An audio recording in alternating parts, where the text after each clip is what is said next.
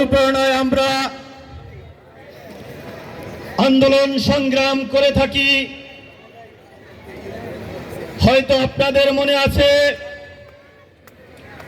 2010 সালের 13ই নভেম্বর, আজ থেকে প্রায় 14 বছর আগে এই খুনি স্বৈরাচারী হাসিনা যাকে বাড়ি থেকে বের করে দিয়েছিল,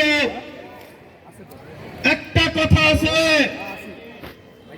আল্লাহর মার দুনিয়ার ভাই।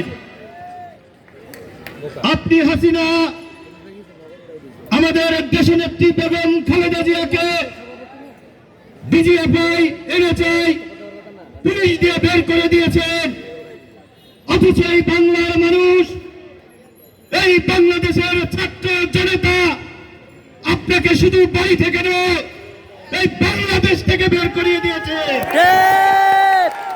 প্রিয় বন্ধুগণ, আমাদের শক্তি,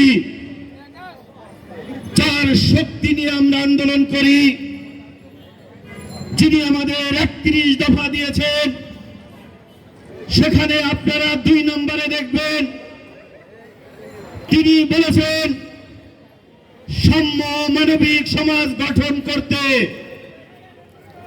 তিনি সাম্য মানবিক সমাজ কেন গঠন করতে চেয়েছেন এবং 1 নম্বরে যে 31 দফায় আছে তিনি গণতন্ত্র ও ভোটের অধিকারের কথা বলেছেন।